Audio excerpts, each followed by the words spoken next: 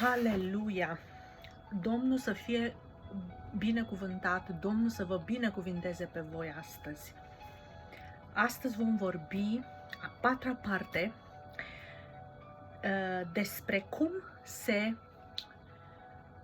face, cum se stă în prezența Domnului, cum se face rugăciunea contemplativă. Spuneți cum vreți.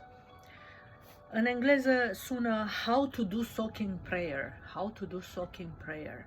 Cum să acționezi, cum să faci. Ok? Data trecută am pus bazele, am vorbit 3 părți și cei care nu au văzut prima parte, vă rog să mergeți pe canalul meu. Eu am făcut și un playlist, se numește Soaking, rugăciunea contemplativă, separat pe canalul meu, este public, puteți să-l accesați și puteți să intrați acolo, să luați pe fiecare parte, prima parte, a doua parte, a treia parte și aceasta este a patra parte. În prima parte am vorbit despre definiție, din versete din Biblie, da? A doua parte am vorbit dacă soaking-ul este în Biblie, am dat bazele doctrinale, problemele doctrinale, da? Deci tot din Biblie, rămânerea în El, în Domnul Iisus Hristos. Acum, partea a patra este cum se face soaking, cum se face rugăciunea contemplativă. Punctul 1 este foarte simplu de înțeles. Punctul 1. Îl poți căuta pe Domnul prin soaking sau rugăciunea contemplativă oriunde, în orice timp și în orice sezon al vieții noastre și la orice oră, practic. Deci, când e vorba de timp, în orice oră, la oriunde și în orice sezon al vieții și în orice timp. 2. Soaking sau rugăciunea contemplativă se poate face într-o biserică, în serviciul divin, deci se poate face și în biserică, în serviciu divin, dar în acele cazuri va trebui să fie un timp de a asculta vocea Domnului, dar într-un timp destul de scurt, ca să zic așa. Țin minte, sunt biserici în America, care se numește Biserica Upper Room din Texas. Ei au biserică marți, miercuri, joi și vineri. Și au 4 ore durează. Și au foarte mult soaking. Adică au practic 4 ore. Practic au 2 ore de soaking liniștit. Totul spontan, nimic pregătit, cu o chitară și cu o voce, practic, și cântă doar așa pur și simplu din Duhul Domnului. Și apoi după aia intră în al doilea setting, deci primul setting e practic soaking, 2 ore, al doilea setting este un fel de mai de nivel, mai nu atât de liniștit, ca să zic așa. Și deci se poate face și în biserică așa ceva. De asemenea, duminica, sâmbăta e liber și duminica. Eu dau exemplu pe această biserică pentru că îmi place foarte mult și ei au astfel de, așa, au ei serviciu divin, dar totul este spontan, totul este din Duhul Domnului. Și de asemenea, ei sâmbăta n-au nimic, n-au serviciu divin, duminica au serviciu divin, au dimineață și seară serviciu divin, dar au 2 ore jumate. De fapt, ei nu au un timp fix. Ei, după cum acționează Duhul Sfânt, dacă Domnul, ungerea e mai mare, stau mai mult timp de 2 ore jumate, dar în general cam 2 ore jumate și se vorbește o predică, se cântă foarte mult închinare, cel puțin o oră închinare, o oră predica și practic cam 2 ore jumate, deci e foarte mult închinare, ceea ce este foarte bine și este direct din Duhul Sfânt. Deci, soking se poate face într-o biserică în serviciu divin, într-un grup de casă organic. Grup de casă organic înseamnă doar să cauți prezența Domnului, deci, practic, nu ești constrâns de programe și așa, grup de casă, într-un grup de tineri sau grupul de copii de la biserică. Ok, 3. Poți să faci soking când ești singur sau ești cu soțul, soția, cu copiii, cu familia. Sau poate vei vrea să inviți prieteni, frați, surori în casa ta și pe rând vă puteți ruga unii pentru ceilalți. Da? O să spunem și cum se face soking-ul, o să ajungem și acolo. Multor oameni, punctul 4. Multor oameni le place să intre într-o cameră privată, să încuie ușa, să se întindă pe podea, în timp ce se pregătesc să intre în prezența Domnului. Când ești în soking, s-ar putea să... Punctul 5. Când ești în soking, s-ar putea să vrei să pui niște muzică instrumentală, liniștită, sau de închinare. Asta faci în punctul 5. Deci când ești în soking, s-ar putea să vrei să pui niște muzică de închinare, muzică instrumentală, liniștită. 6. Unii vor vrea să ia o pernă și o pătură să se relaxeze. Ok? 7. Alții se așează pe un scaun favorit. 8. Unii se așează pe podea sau în patul lor. Dar dacă nu vrei să te așezi, nu trebuie. 9. Nu, tot 8.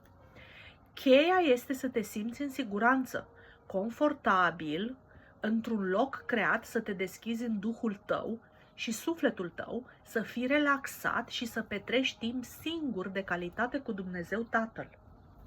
În acest fel, El te va ajuta să te apropii de Dumnezeu și să auzi ce are El să-ți spună. La început, mintea ta va fi bombardată cu gânduri și sfatul este să nu încerci să te lupți cu aceste gânduri. Am pus o muzică pe televizor și sunt reclame. Deci, știți, prima dată când începi soking, da? Îți ia, vă spun sincer, îți ia cam 15 minute să te liniștești. Îți ia 15 minute. Adică, nu este vorba să nu te gândești la nimic. Este să te liniștești, să-ți liniștești gândurile. Cum spune și Biblia, să-ți iei gândurile, să-ți acaparezi gândurile, să nu gândești ceva ce nu e după voia Domnului. Da?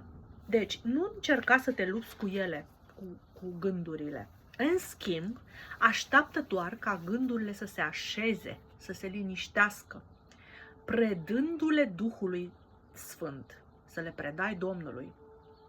Dacă ești distras, nu deveni frustrat. Încearcă să-ți întorci atenția înapoi la Domnul. Unii vor aduce un jurnal sau un caiet și încep să-și scrie gândurile pe care le au, ca după să-și îndrepte atenția la ele, revenind mai târziu la ele, ca și cum dacă au gânduri care nu le dă pace, le scrie și apoi revine la ele, la gânduri, ca să putem să ne relaxăm, practic, da? Aceasta îi va ajuta să-și liniștească gândurile, așa încât mintea lor să nu mai fie distrasă de la Domnul.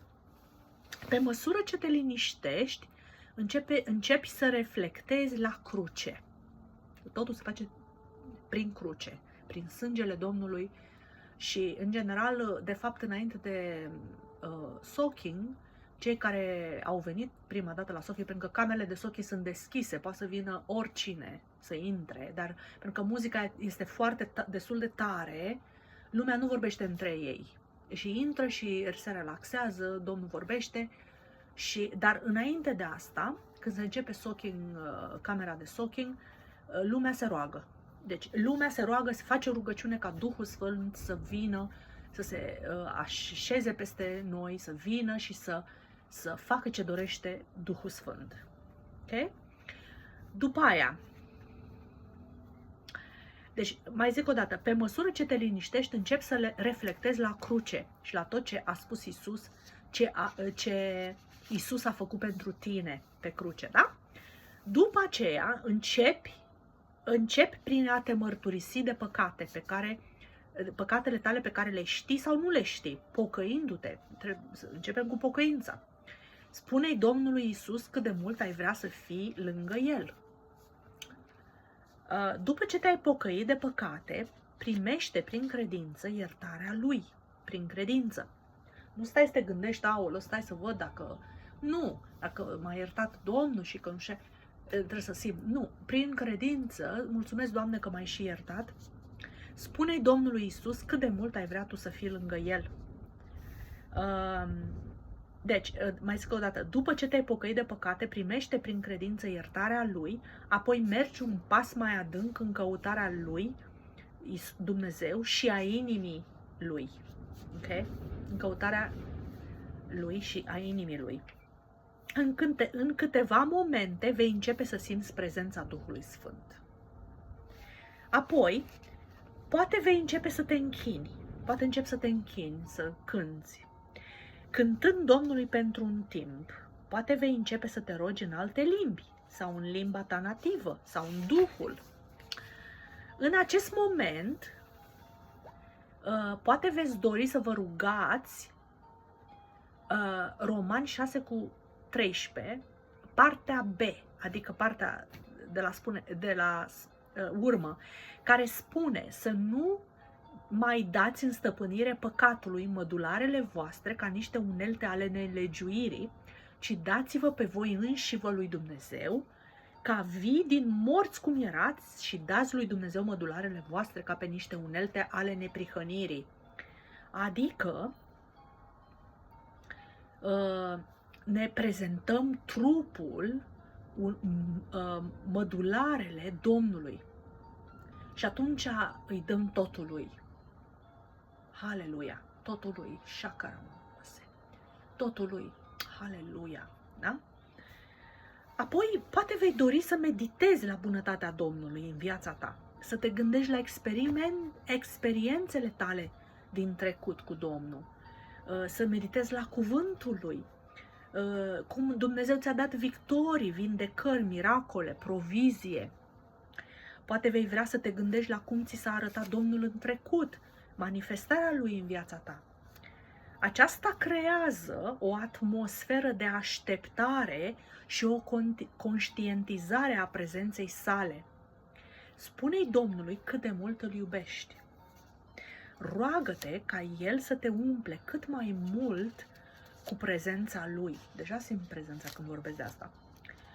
Cât mai mult din plinătatea Lui și din slava sa și manifestarea Duhului Sfânt. Haleluia! Haleluia, Doamne, slăvit să fie numele Tău!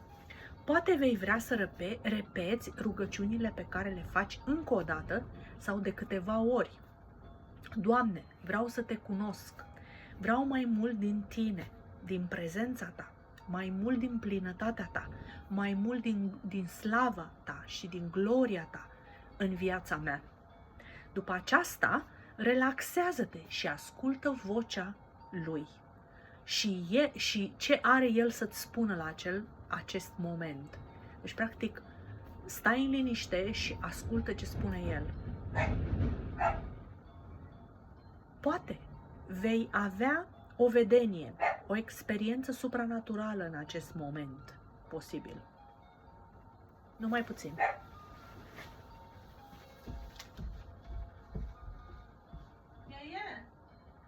Dacă vine ceva pachet, mă deschizi, da? Da, mama?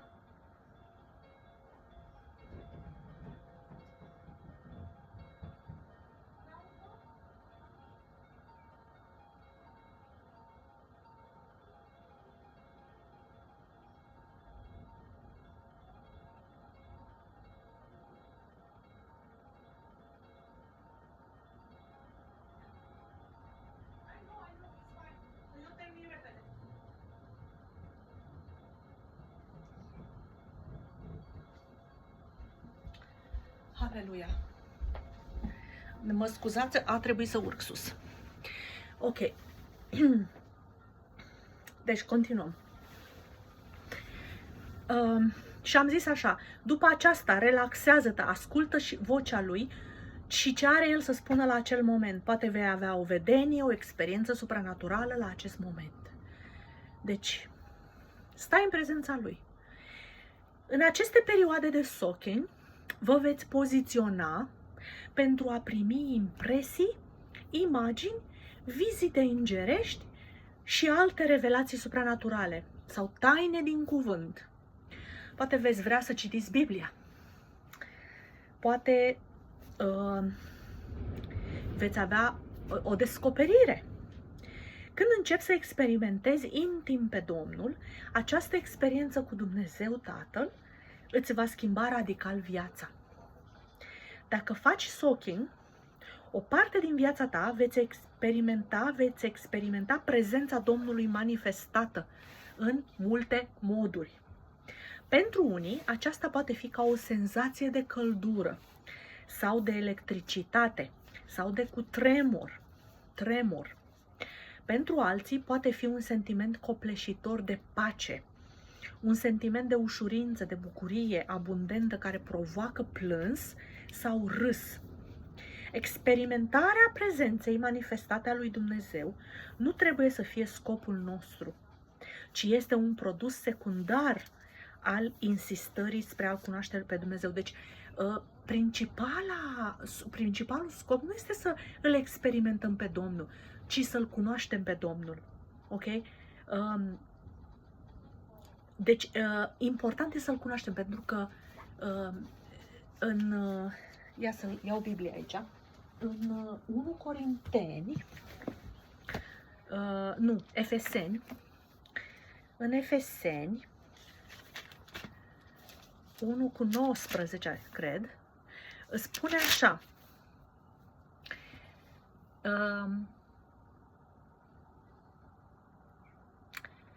zice în 17, de fapt, în versetul 17, Efeseni 1:17, și mă rog ca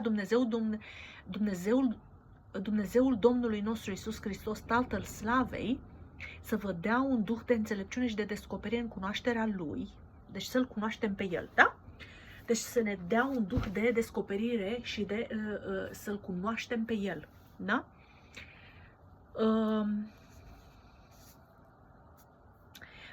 Este de asemenea un portal. Soaking-ul, rugăciunea contemplativă, este un portal către dimensiunea spirituală divină, unde putem să-L vedem pe Domnul, să-i auzim vocea și să umblăm cu El și să fim umpluți din nou cu Duhul Sfânt. Este un produs secundar minunat al acestei umpleri și este primirea compasiunii lui Hristos pentru cei pierduți. Deci, practic, noi primim compasiune, primim compasiunea Domnului. Noi simțim compasiunea, primim direct de la El și noi putem să revărsăm peste alții, peste cei pierduți și primim și puterea Duhului Sfânt pentru slujire. Cheia este să învățăm să așteptăm după Dumnezeu. Până când experimentăm prezența manifestată a lui Dumnezeu. Aceasta se poate face zilnic.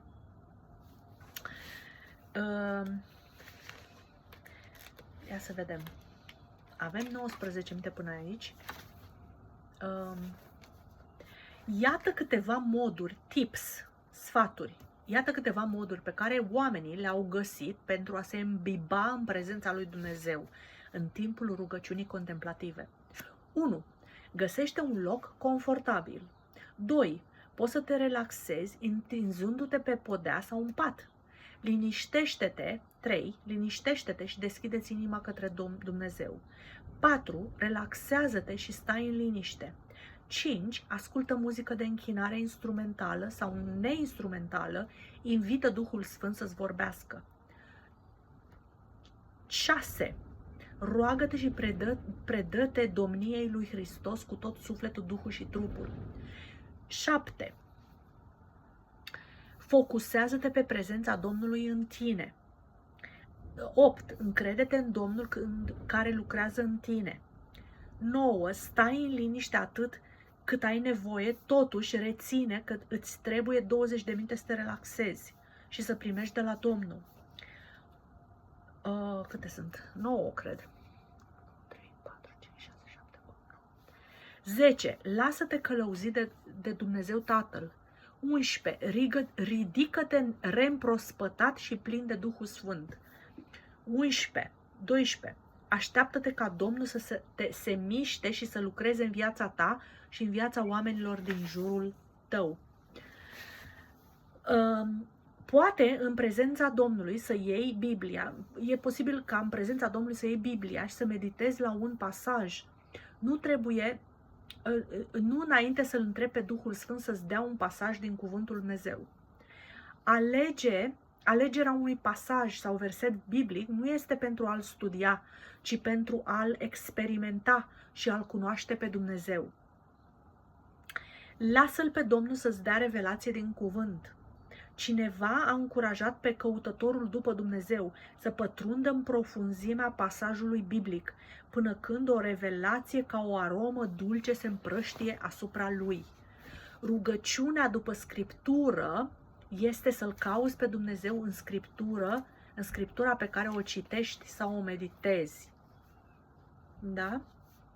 Pe această cale, prin urmare, conținutul Scripturii este punctul focal al atenției tale, dar scopul este ca să iei toată revelația din acel pasaj sau verset, și anume revelația despre Hristos. Nu uitați, rugăciunea contemplativă, soaking, este vorba despre a fi cu Dumnezeu, nu de a face ceva sau a lucra pentru El. Lăsați-vă agenda proprie jos. Trebuie doar să fii cu Dumnezeu și să te poziționezi să primești de la Dumnezeu prin Duhul Sfânt. Soaking este vorba să predăm totul și toate agendele, planurile noastre și să luăm agenda Domnului, ascultând vocea Lui și ce are El să ne spună. În soaking, noi nu controlăm nimic. El are tot controlul. Da? Și aș vrea să vorbesc în partea a 5-a, roadele rugăciunii contemplative. Roadele rugăciunii contemplative. Vă mulțumesc pentru că m-ați ascultat și în curând vom merge mai departe să vedem și roadele rugăciunii contemplative. Slavă Domnului! Domnul să fie lăudat și binecuvântat.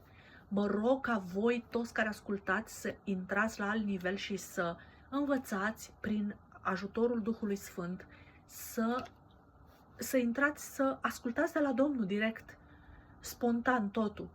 Haleluia! Și să primiți de la Domnul descoperiri și ce are El să vă spună, dragostea Lui, practic. Să aveți intimitate cu El în numele Lui Iisus. Amin. Amin.